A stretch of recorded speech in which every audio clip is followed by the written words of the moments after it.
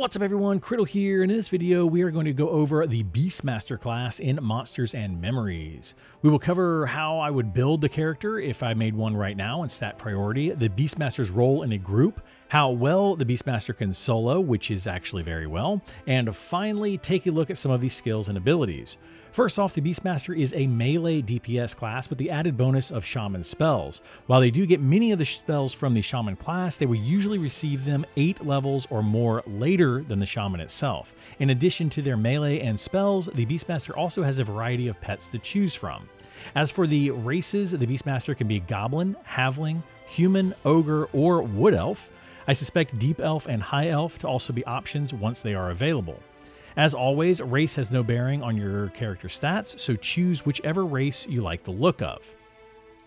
Next up, let's talk about stat priority for the Beastmaster. The Beastmaster is mostly a melee damage dealer, making strength one of their primary stats, and I would definitely max it out. Dexterity is also another great stat, as it will increase their hit chance, especially on enemies higher level than them.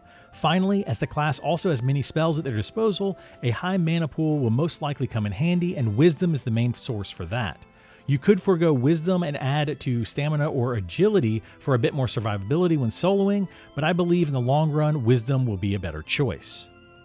For the major combat trait, I would recommend Brawn or Dexterous for added damage or hit chance. Another option would be Hardiness or Slippery if you plan to solo a lot, as Beastmaster is one of the better solo classes in the game. In fact, I would rank Beastmaster in the top 3 for solo ability.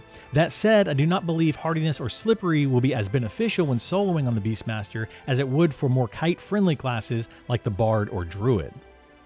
The minor combat trait, as with any class, boils down to the ability to increase a skill 25% faster. For that reason, I would take a skill I want to max out but not necessarily use often. For the Beastmaster, that gives me 2 options depending on how I plan to play the class. If I plan to be in a group most often, I would take Defender so that I could level defense faster, but if I planned to solo, my defense would go up naturally as I leveled, in which case I would probably choose Evocation.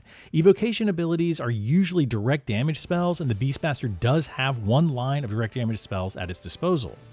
Spells from other schools will not matter as much, as they are usually buffs or summon abilities which don't need to be cast as often, or healing spells, which is an alteration and mostly cast out of combat to heal up for the next fight.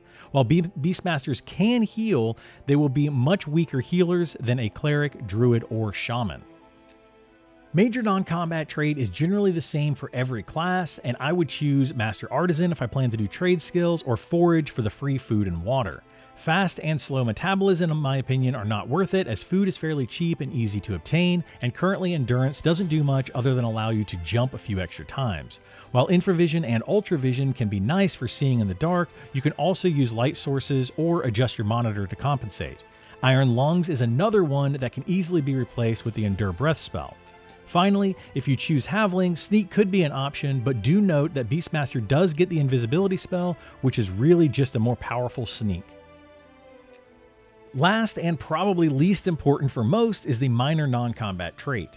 For this, I would choose whatever skill I plan to level, and if I plan to level several, I would choose the one that would be most difficult, such as Alchemy, as ingredients aren't all that easy to find. Now let's talk about some of the skills and abilities of the Beastmaster. The Beastmaster will start off at level 1 with all of the skills it needs, like slashing, offense, defense, and its casting skills like Evocation we mentioned earlier. I would recommend putting 1 point into each of the casting skills when you get a bit of coin if they have not started to level before then. Sometimes that first skill up can be a pain to get, and spending 1 copper to get that first point can help get it going. At level 8, I highly recommend returning to your skill and spell trainer, as you will get a new set of pets and spells, as well as the meditation and channel skills. The channel skill is especially important for a melee spellcaster, as this will help prevent interrupts when you take damage while casting. Dual wield and double attack will also unlock at level 10 and 15 respectively, and I recommend training those as soon as you receive them, as they will significantly increase your DPS potential. As for abilities and spells, the Beastmaster has a mixture of both, as it is a melee fighter as well as a spellcaster.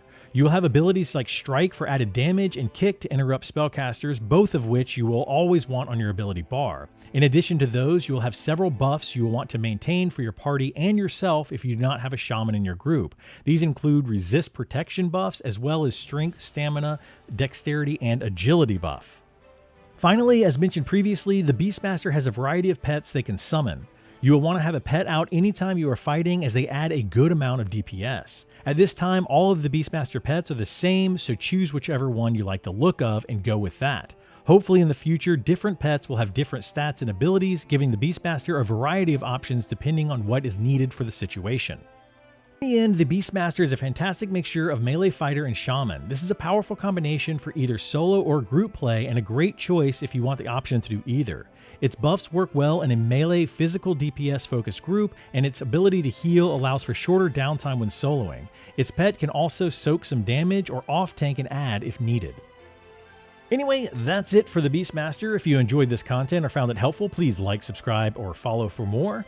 Also, be sure to tune into my Twitch streams where we'll play and chat more about Monsters and Memories as well as other games. Thanks for watching, and I'll see you in the next one. Bye!